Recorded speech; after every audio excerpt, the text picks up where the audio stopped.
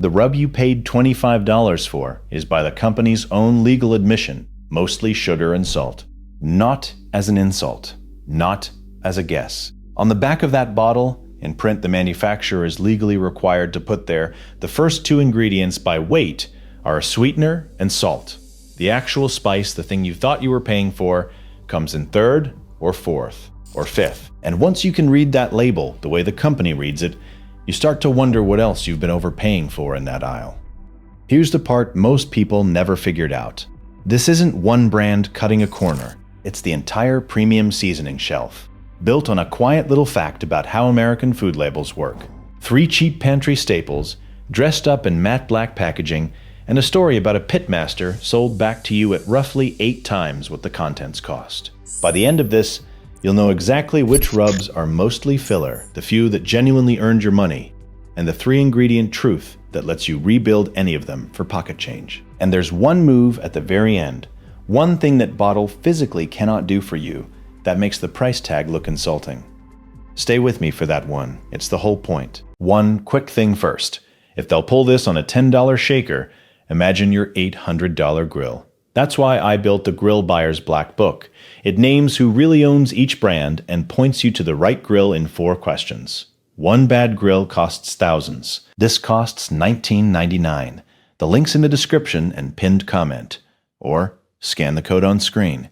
Then stay with me, because that move at the end is the one that pays you back. So let's read a label the way the company hopes you won't. Start with the law, because the law is doing all the work here. Under Title 21 of the Code of Federal Regulations, Section 101.4, every packaged food in this country has to list its ingredients in descending order by weight, heaviest first, lightest last. That's not a suggestion. That's the rule the agency enforces. So when you flip over a premium rub, and the very first word is sugar, that bottle is telling you, in language it had no choice but to print, that there is more sugar in there than anything else. More sugar than salt. More sugar than paprika. More sugar than the smoked, hand-blended pitmaster mystique on the front. The label isn't marketing. The label is a confession. The front of the bottle is the story they're selling. The back of the bottle is the math they're stuck with. And here's where it gets clever, because they know you glance at that first word, so the good ones learned a trick. Take one of the most beloved competition rubs on the market. Its label reads, brown sugar, then paprika, then salt. Read that again. Brown sugar and regular sugar listed as 2 separate ingredients. Why would you split your sugar in 2? Because if you combined them into one line that said sugar, sugar would be number 1 by a mile, and the bottle would scream what it actually is. Split it into brown sugar, and suddenly no single sweetener sits at the top. It's the same total sugar, it just doesn't look like it. Food scientists call it ingredient splitting, and it is completely legal. You'll find the same move on honey roasted peanuts, on cereals, on half the snack aisle. So the first skill is simple. Add the sugars back together in your head. Brown sugar plus dextrose plus honey powder. When you stack them, the sweetener usually wins, and the spice you came for is an afterthought. Drop a comment right now with the first word on the back of whatever rub is in your cabinet. I want to see how many of you start with a sugar. I'll be in the replies. And look, I get why this stings. Go read the reviews on these bottles and you'll find the same complaint over and over from people who clearly know their way around a smoker. Tastes like sweet salt. Couldn't taste any actual spice. Used to be better. That last one comes up constantly, and it's worth pausing on, because a lot of these blends really did change. A brand gets popular, a bigger company buys the recipe or scales the production, and the cheapest path to consistency at volume is more sugar, more salt, and a touch more of that anti-caking agent so it survives a national supply chain. The packaging outlasted the standards. The guy in the comments saying, "This isn't the rub I remember," usually isn't imagining it. Now, that's the easy tell. But the label has a second language, and this is where they really hide the ball. Look for the word spices. Just that. Plural. No detail. Under that same federal code, Section 101.22, a manufacturer is allowed to take any number of real spices and dump them under the single collective word, spices. So the label might list 10 different seasonings, or it might list the cheapest possible pinch of 2, and you would never know the difference. The word is a curtain. Then there's natural flavor. This one's my favorite because it sounds like a farmer's market and means almost nothing. Legally, natural flavor can be an essential oil, an extract, a protein hydrolysate, a roasted distillate, a whole laboratory's worth of compounds, and the company does not have to tell you a single one of them by name. It's a sealed box on the label. It can even carry a synthetic solvent along for the ride that never gets its own line. And then you'll see extractives of paprika, or oleoresin, that's concentrated color and flavor pulled out of paprika with a solvent. It's how you get that deep red restaurant look without weighing out much of the actual ground spice, which costs real money. A drop of extract does the work of a spoon of the real thing for less. Last one in the decoder: silicon dioxide, tricalcium phosphate, calcium silicate. Those are anti-caking agents, and I want to be fair here, because this is where bad videos lose the plot. Those aren't glass, and they aren't sand, and they will not hurt you. They're there to keep a moisture-hungry powder from clumping on a shelf for 2 years. But think about what their presence tells you. It tells you this isn't a small, fresh batch. It's a mass-produced product engineered for shelf life, not for the flavor you imagine when you picture a guy hand-mixing a rub in a smokehouse. So now you can read the back of the bottle. Sugars, stacked and split. Salt. A curtain that says spices. A sealed box that says natural flavor. A drop of extract doing the heavy lifting. And a little filler to keep it pretty in the warehouse. That's the label. But I still haven't shown you what it cost them, and that number is the one that's going to sting. Hold that thought, because the move at the end depends on it. Let's weigh it out. Let's actually price what's inside that bottle. Salt, bought in bulk, runs somewhere around 50 cents a pound at the high end. Real wholesale is a fraction of that, but we'll be generous. Refined sugar, bulk, sits around 60 cents a pound. Paprika, the priciest common ingredient in there, runs a few dollars a pound. Garlic powder, black pepper, the supporting cast, similar. Now take a typical premium bottle, call it 12 ounces if it's roughly 40% sugar, 25% salt, and the rest a spice blend. The raw ingredients inside come out to somewhere between $1.30 and $1.60. That's the contents. That's what's in your hand. The bottle sells for $10, $11, sometimes $15 on the shelf. The larger formats and the gift tins are where you hit that $25 number. So the raw material is somewhere around 12 to 16 cents on every retail dollar. The stuff inside is a small fraction of what you pay. Now, I want to be honest, because the comments section will keep me honest. That price isn't pure profit. You're also paying for the bottle, the cap, the label, the blending, the freight, the brand's recipe, the marketing, and the store's cut. Nobody's pocketing the whole markup. I'm not telling you it cost them 30 cents and they're laughing at you. What I'm telling you is this: you are paying a boutique price for 3 things you almost certainly already own: sugar, salt, paprika. You have all 3 in your kitchen right now. The premium you're paying isn't for rare ingredients, it's for the bottle and the story. And here's the one that genuinely surprised me: the little 6-ounce grocery brand shaker. The one that looks like the cheap option. To the math per ounce, and it's often the most expensive thing in the aisle. The big, intimidating premium bottle is sometimes the better deal by weight. The pricing is upside down, and they're counting on you never running the numbers. Think about what that means for a second. The brand has trained you to read price tags instead of price per ounce. The same way the soda aisle trained you to grab the 2-liter. The big bottle feels expensive, so it feels premium, so you trust it more, and you pay more per pound for the privilege of a number that looks scarier on the shelf. It's a magic trick, and the whole illusion runs on you not having a calculator out in aisle 9. I don't blame anyone for falling for it. I fell for it for years, but once you start dividing price by ounces, the spell breaks, and it does not come back. If you've made it this far, you already get what this channel is about. It's not about telling you what to buy. It's about handing you the math they hoped you'd never do. Subscribe, and I'll keep running these numbers every week. The aisle isn't getting more honest on its own. Okay, you know the label and you know the markup, but there's a cost on that bottle that has nothing to do with your wallet, and for a lot of you watching, it matters more. Salt. A barbecue rub is for many brands a quarter salt by weight or more, and salt is the one ingredient your body keeps a running tab on. The FDA puts the daily limit at 2,300 milligrams, about a teaspoon of table salt for the whole day. The American Heart Association says shoot for 1,500 if you've got blood pressure to think about. And a lot of us watching this do.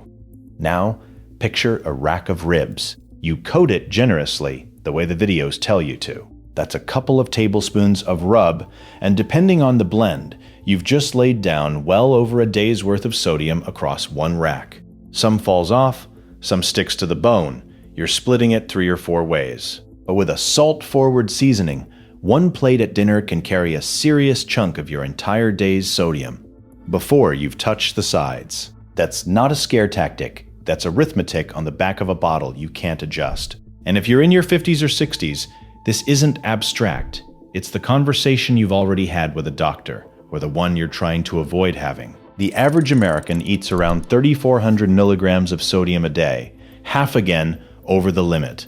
And almost none of it comes from the salt shaker. It comes from the stuff already mixed into what you buy. A barbecue rub is a perfect little example of that. You didn't add the salt. Someone added it for you months ago in a factory and then sealed it shut. And that, right there, is the seed of the move I keep promising you. Because the problem isn't that there's salt in your barbecue. The problem is that someone else decided how much, sealed it in, and you can't take it back out. Hold on to that. But salt isn't the only thing the label's quietly carrying. Look for 2 ingredients with industrial names: disodium inosinate, disodium guanylate. When you see those 2 writing together, they're flavor enhancers, and they almost never travel alone. They're the wingmen of glutamate, the same family as MSG. Now here's the labeling game. If a company adds actual MSG, federal rules say it has to be named on the package plain as day. It can't hide. But free glutamate can ride in under other names. Yeast extract, hydrolyzed protein, autolyzed yeast. Those are all legal, all named, and none of them have to wave a flag telling you what they really do. So you'll see a bottle proudly stamped no MSG, and technically that's true, while it lists yeast extract 3 lines down. And the agency's own position is that if a product carries enough free glutamate from those sources, slapping no MSG added on the front can be flat out misleading. Companies have been sued over exactly that wording. I'm not telling you glutamate is poison. I'm telling you the front of the bottle and the back of the bottle are often telling 2 different stories, and now you know which one to trust. Then, briefly, color. Most of the premium smoker brands get their red from paprika and that paprika extract we talked about, not from dye, and I'll give them that. The red number 40s and the yellows show up far more in cheap seasoned salts and snack dust than in the pitmaster brands. But it's worth knowing the ground is shifting under all of them. In January of last year, federal regulators pulled the authorization for red number 3 in food entirely, with a reformulation deadline coming. There's a broader push to phase out the rest. It's a real national fight. It's just mostly not the bottle you're holding, and I'm not going to pretend otherwise to scare you. So, let's connect the dots before we turn the corner. The sugar, split in 2 so it doesn't top the list. The curtain word, spices, hiding how little real seasoning is in there. The sealed box of natural flavor, the drop of extract faking the color of the real thing. The salt you can't dial back. The enhancers riding in under quiet names. None of that is illegal. All of it is a choice. A calm, calculated, board-approved choice about how to sell you the cheapest possible ingredients at the highest believable price. And here's the second thing I've been holding back. The one that reframes this whole video. Every single one of these tricks exists because the rub comes pre-mixed in a sealed bottle. The bottle is the problem. And the move I keep teasing? It's what happens the second you stop letting the bottle decide. We're almost there. But I told you this wasn't only a takedown. So let me give you the honest half, because a few of these blends genuinely earned it. Start with the most accessible one, the bottle I'd actually point my own brother toward in a regular grocery store. It's a savory all-purpose rub with a short, blunt label. Salt, black pepper, onion, garlic, paprika, a little chipotle, and a natural plant-based anti-caker. No sugar at all. No MSG, no dye. And the brand even makes a point that it carries less salt than a typical seasoned salt. The honest caveat? Salt is still its first ingredient, because it's built to be a savory finisher, not a sweet competition rub. But it is exactly what it says it is, and that honesty is the whole point. It's the rare bottle where the front and the back agree. Next, step up to the Texas-style beef rub from one of the big smoker brands. Its entire label is salt, spice, garlic, and a spice extract. That's it. No sugar, no MSG. It's coarse black pepper and salt, built for brisket, and it does that one job beautifully. Is it cheap? No. You're still paying a premium per ounce, but you are at least paying for a blend that isn't 90% sweetener pretending to be seasoning. When a label is that short, the company has nothing to hide behind. I personally keep one of these in the cabinet, and I'd spend my own money on it again. And if you want to go down the rabbit hole, the enthusiast brands, the ones you mostly order online instead of grabbing at the big box store, tend to be the most spice-forward of all. Fresh ground, filler light, often salt light or salt-free by design. The honest caveat there is real, though. You can't grab them on a Saturday morning grocery run, and you'll pay shipping. For a lot of you, that trade isn't worth it. That's a fair call to make. Your money, your time. But notice what every honest bottle on that list has in common. A short label. And notice what the short label lets you do. It lets you see the recipe. Which brings us, finally, to the thing I've been promising since the first 30 seconds. The 3-ingredient truth. Here it is. Strip away the bottle, the story, the matte black packaging, and almost every barbecue rub on earth is the same 3 things in different ratios. Sugar, salt, paprika. Everything else, the garlic, the pepper, the herbs, the heat is rounding. Once you see that, the entire shelf collapses into a single, embarrassingly simple formula. For a sweet pork rub, the old pitmaster ratio is roughly 8 parts brown sugar, 3 parts salt, 1 part paprika or chili, and 1 part everything else. Garlic powder, onion powder, black pepper, a whisper of cayenne. That's it. That's the competition secret. For chicken, you cut the sugar roughly in half, because sugar scorches over higher heat. For beef brisket, you throw the sugar out almost entirely and go salt, coarse pepper, and garlic. 3 frameworks, 3 meats, 1 pantry. Mix that at home, and the cost isn't $1.60 a bottle. It's a few dollars for a batch that fills 2 or 3 of those premium bottles. Fresher, too, because you made it this morning instead of buying it off a shelf where it sat for a year behind a little scoop of anti-caking agent. But the recipe was never the real secret. Plenty of people will hand you a rub recipe. Here's the move almost nobody tells you. The one thing that sealed bottle physically cannot do. Separate the salt. Don't put it in the blend. Salt your meat on its own first, the night before or a few hours ahead, about a half teaspoon of coarse kosher salt per pound. Then put your sweet and spice mix on separately, with no salt in it at all. That's called a dry brine, and it's what the actual competition cooks do. Why does that one move matter so much? Because the moment the salt lives in a separate hand from the flavor, you control it. You can salt a brisket heavy and a piece of chicken light. You can cook for your father-in-law with the blood pressure and not blow his entire day's sodium on one plate. You can fix a batch that came out too salty, because the salt isn't trapped in there with everything else. The pre-mixed bottle took that control away from you and sold it back to you as convenience. The dry brine takes it back. That's the whole game. That's what $25 was really buying. Not a secret spice, not a pitmaster's soul. It was buying away your control over the one ingredient that matters most, and charging you a premium to do it. So here's where you actually land with all this. The gap between the bottle that hides behind a curtain word and the bottle with a 4-ingredient label is the entire barbecue seasoning industry in one glance. You don't need me anymore to tell which is which. You can flip any bottle, stack the sugars, spot the curtain, and price the contents in about 10 seconds flat. You now know something the guy standing next to you in that aisle does not. That's not nothing. The best rub was never the most expensive one on the shelf. It's the 3 things already in your kitchen, mixed in a ratio you control, with the salt kept in your own hand. They were betting you'd never bother to find that out. You just did. YouTube put 2 videos on your screen right now, and it's pretty sure you'll like both. So click one, and if you made it all the way to the end of this, do me a favor and subscribe.